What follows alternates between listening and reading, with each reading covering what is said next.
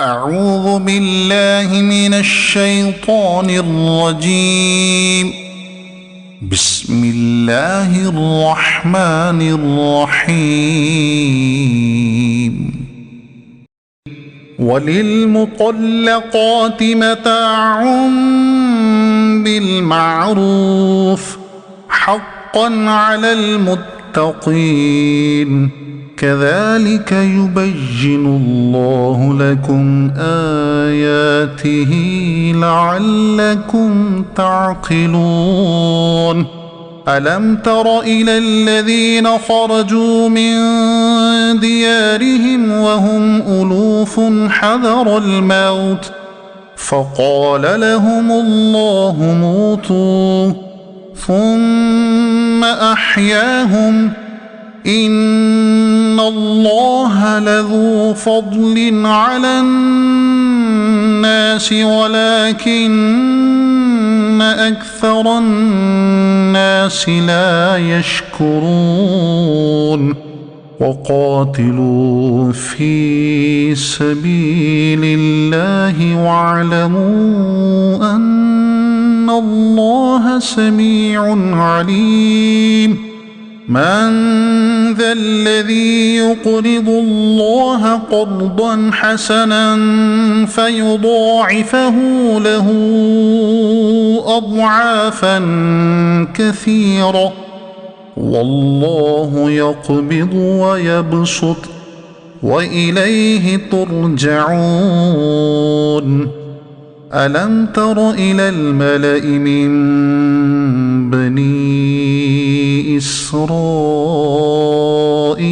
من بعد موسى إذ قالوا لنبي له ابعث لنا ملكا نقاتل في سبيل الله قال هل عسيتم إن كتب عليكم القتال ألا تقاتلوا قالوا وما لنا ألا نقاتل في سبيل الله وقد أخرجنا من ديارنا وأبنائنا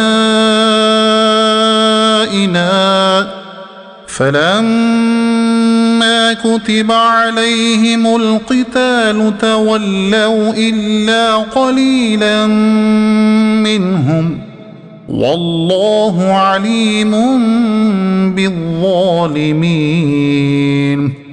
وقال لهم نبيهم إن الله قد بعث لكم طالوت ملكا قالوا أنى يكون له الملك علينا ونحن أحق بالملك منه ولم يؤت سعة من المال قال إن الله اصطفاه عليكم وزاده بسطة في العلم والجسم والله يؤتي ملكه من يشاء والله واسع عليم. وقال لهم نبيهم إن آية ملكه أن يأتيكم التابوت فيه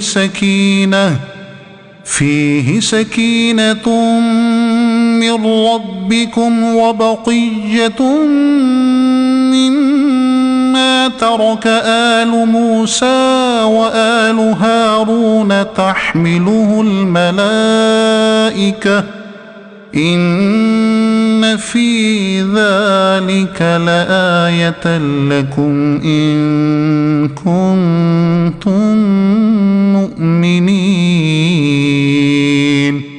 فلما فصل طالوت بالجنود قال إن الله مبتليكم بنهر فمن شرب منه فليس مني ومن لم يطعمه فإنه مني إلا من اغترف غرفة بيده فشربوا منه إلا قليلا منهم فلما جاوزه هو والذين آمنوا معه قالوا لا طاقة لنا اليوم بجالوت وجنوده قال الذين يظنون أنهم ملاقو الله كم من فئة قليلة غلبت فئة كثيرة بإذن الله والله مع الصابرين ولما برزوا لجالوت وجنوده قالوا ربنا أفرغ علينا صبرا وثبت أقدامنا وانصرنا على القوم الكافرين. صدق الله العظيم.